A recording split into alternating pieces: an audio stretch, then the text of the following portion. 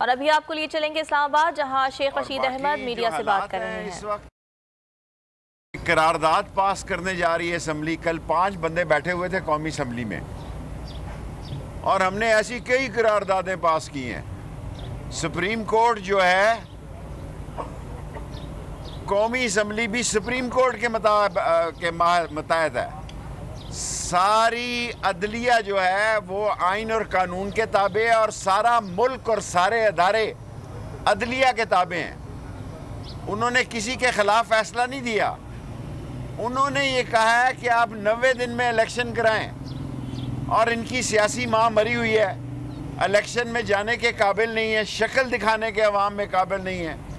आटे से मर रहे हैं लोग एड़ियाँ रगड़ रगड़ के और ये कह रहे हैं डॉलर 500 रुपये का हो जाएगा, एमरजेंसी लग जाएगी, मार्शल लॉ लग जाएगा।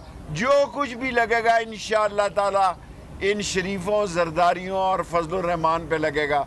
गरीब पर इससे बुरा वक्त नहीं आ सकता जो आया हुआ है।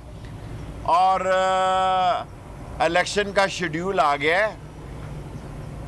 इलेक्शन के शेड्यूल के आने के बाद अब ये कह रहे हैं हिम्मत है।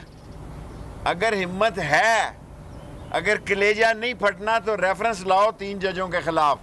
ये सिर्फ मरियम साहबा और नवाज शरीफ चाहते हैं कि रेफरेंस आए, सारी पार्टी रेफरेंस नहीं चाहती।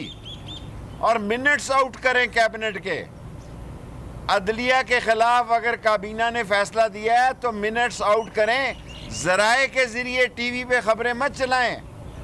और अगर आप में हिम्मत है, आप रिव्यू पे ले जाना चाहते हैं, आप ले जा सकते हैं। कानूनी तौर पे 30 दिन के लिए रिव्यू पे ले जा सकते हैं। आप ले जाकर देख लें। सारी कौम इस वक्त सुप्रीम कोर्ट के साथ खड़ी है। सारी कौम चट्टान की तरह उमर खताब बंदयाल के और जस्टिस एजाज साहब के और तीनों जजेस के फैसलों के साथ खड़ी है। मुल्क में इलेक्शन की तैयारियां हैं। ये इलेक्शन से फरारी हैं। और ये पार्टियां हैं कौन पंजाब में? आप कागजात नामजदगी देखें, सवाए नून लीग के इक्का दुक्का कैंडिडेटों के किसी ने कागज ही नहीं जमा कराए। 13 पार्टियों में से सिर्फ 3 पार्टियों ने कागज जमा कराए हैं। 10 पार्टियों के पास कैंडिडेट ही नहीं है। वैसे ही जुम्मा जंज के साथ हैं, कंपनी की मशहूरी के साथ लगे हैं। और ये कह रहे हैं कि ये 1997 नहीं है। जस्टिस मुनीर की रूह दफन हो चुकी है।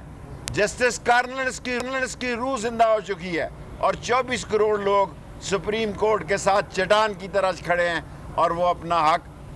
और सुप्रीम कोर्ट ने ये नहीं कहा कि तुम पीडीएम को वोट दो या नून को दो या इमरान। उन्होंने तो कहा कि इलेक्शन कराओ, वोट जिसको मर्जी दो, जमहूरी और आइनी हुकूमत बहाल करो और इंशाअल्लाह ताला ये बहाल होके रहेगी। साहब ये बता दें कि पहले भी इंतखाबात का ऐलान हुआ, नोटिफिकेशन जारी हुआ, लेकिन फिर नोटिस वापस हो जाएगा, फिर नोटिफिकेशन जारी हुआ, तो कोई लग रहा है कि इंतखाबात होंगे या अक्टूबर तक ही जाएगा मामला? देखें, इमरान खान ने तो ये कल कहा कि ये कोई बेहतरी इनके पास है, ये और जलील हो जाएंगे।